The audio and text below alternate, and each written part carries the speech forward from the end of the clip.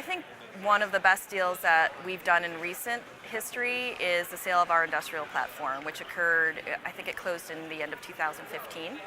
That was a massive portfolio that we aggregated over a number of years. We did it in a fund format, and then we rolled it all up together, and we sold it en masse to a large investor.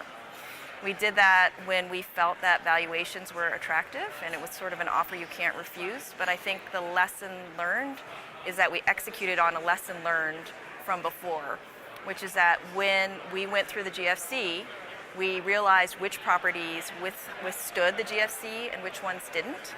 And we realized that kind of fortress properties were the ones that withstood the GFC, whereas those which were, I guess, more cyclical and less core, Class A, were the ones that actually degraded in value very quickly. These industrial assets, although today are extremely attractive, they're attractive both to the tenants as well as to the buyers, arguably are not fortress assets. And so we believe that in order to kind of continue to protect our capital value in our portfolio, that it was time to actually dispose of them. That question is not as applicable to me because my firm's not a real estate investor. We study the capital markets and our information providers. But I will say that we have made two investments in the past year and a half. Both have been in these frontier markets, one in a information company in Brazil and one in India, which are both markets that are becoming very attractive to institutional investors and traditionally have been very opaque.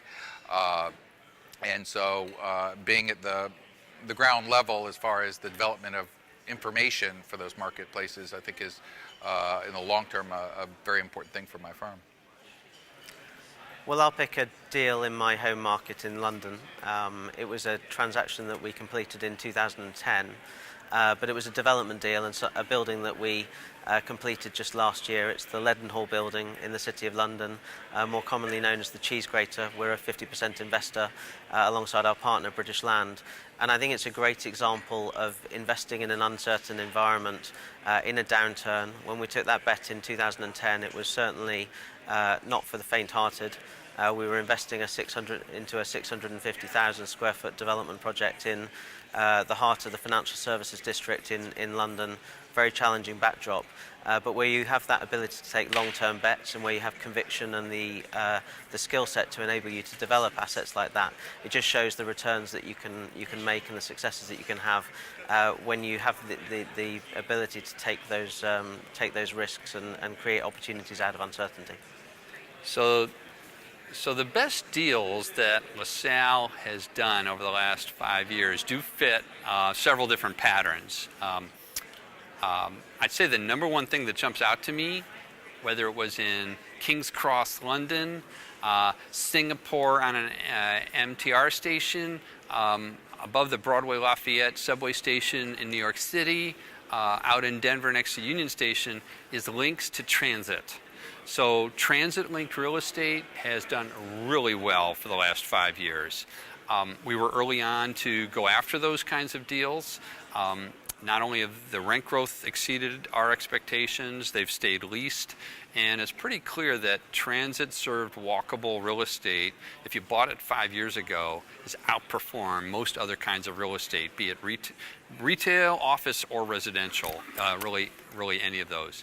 So that's really, I think, one of the things that we're very proud of, and it's not just a U.S. phenomenon. We do it in Canada. We look for those opportunities across Europe. Europe and Japan are very well served by infrastructure, particularly transit.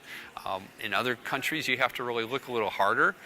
Look to where the transit dollars are going to get spent in the future, where infrastructure spending will be done. They're adding a new subway line in Amsterdam. Paris has a line 14, number 14, coming on. Even in New York City, there's the extension of the subway line number 7 over to the west side.